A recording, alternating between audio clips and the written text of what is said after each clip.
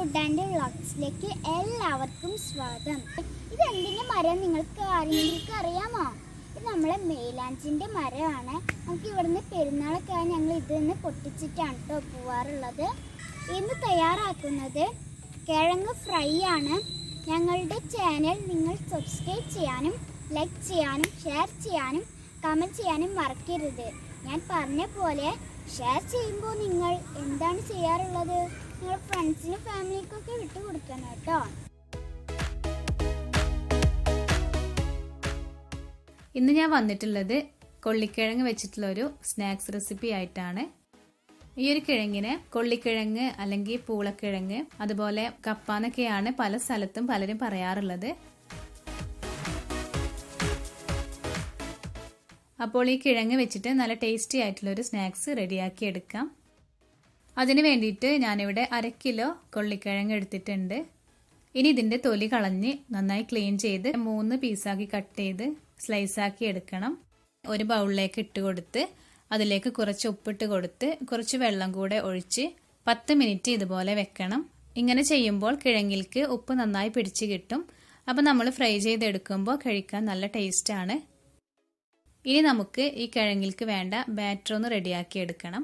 അപ്പോൾ അതിന് വേണ്ടിയിട്ട് ഒരു ബൗളിലേക്ക് 1 കപ്പ് കടലമാവും 2 ടേബിൾ സ്പൂൺ അരിപ്പൊടിയും 1 ടേബിൾ സ്പൂൺ പെരിഞ്ജീരകം 1 ടീസ്പൂൺ മുളക് പൊടി 1/4 ടീസ്പൂൺ മഞ്ഞൾപ്പൊടി ഒരു പിഞ്ച് കായപ്പൊടിയും കൂടി ചേർത്ത് കൊടുക്കുക. ആവശ്യത്തിനുള്ള ഉപ്പ് 1 ടേബിൾ സ്പൂൺ വെളുത്തുള്ളി ചെറിയ കഷ്ണങ്ങളാക്കിയിട്ട് ഇട്ട് കൊടുക്കണം. കുറച്ച് കറിവേപ്പില കട്ട് ചെയ്തിട്ട് ചേർത്ത് കൊടുക്കുക. ഇനി ഇതെല്ലാം കൂടെ ഒന്ന് മിക്സ് ചെയ്ത് കൊടുക്കണം.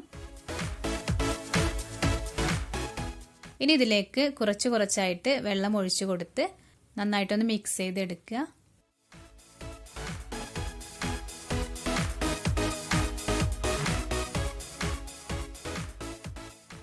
ഇപ്പോൾ കൊള്ളിക്കിഴങ്ങ് പൊരിച്ചെടുക്കാൻ വേണ്ട ബാറ്റർ റെഡി ആയിട്ടുണ്ട്.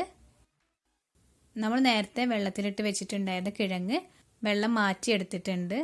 ഇനി ഇത് ഫ്രൈ ചെയ്തെടുക്കാനായിട്ട് ഒരു പാനിലേക്ക് ഓയിൽ ഒഴിച്ചു കൊടുക്കുന്നുണ്ട്. ഇനി കിഴങ്ങ് ഓരോന്നായി മാവിൽ മുക്കി ചൂടായ ഓയിലിലേക്ക് ഇട്ട് കൊടുക്കണം.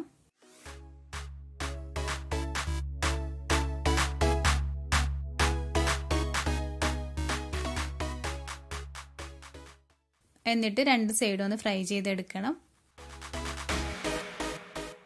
ഇപ്പോൾ ഏകദേശം ഒന്ന് ഫ്രൈ ആയി വന്നിട്ടുണ്ട്. ഈ സമയത്ത് നമ്മൾ കുറച്ച് കറിവേപ്പില അതുപോലെ 2-3 ഉണക്കമുളകും കൂടെ ഇതിലിട്ട് കൊടുക്കുക. അപ്പോൾ ഈ ഒരു കിഴങ്ങ് പൊരിക്ക് കറിവേപ്പിലയുടെയും അതുപോലെ ഈ മുളകിൻ്റെയും ഒക്കെ നല്ലൊരു ഫ്ലേവർ ആയിരിക്കും. അപ്പോൾ നമുക്ക് കഴിക്കാൻ തന്നെ നല്ലൊരു ടേസ്റ്റാണ്. കിഴങ്ങ് ഫ്രൈ ആയി വന്നിട്ടുണ്ട്. ഇനി ഇതൊരു പ്ലേറ്റിലോട്ട് മാറ്റാം. ഇപ്പോൾ നമ്മുടെ കപ്പ പൊരിച്ചത് ഇവിടെ റെഡി ആയിട്ടുണ്ട്. കാണുന്നത് പോലെ തന്നെ കഴിക്കാനും നല്ല ടേസ്റ്റാണ്. എല്ലാവരും ഒന്ന് ട്രൈ ചെയ്ത് നോക്കിയിട്ട് നിങ്ങളുടെ അഭിപ്രായം കമൻറ്റ് ചെയ്യണം.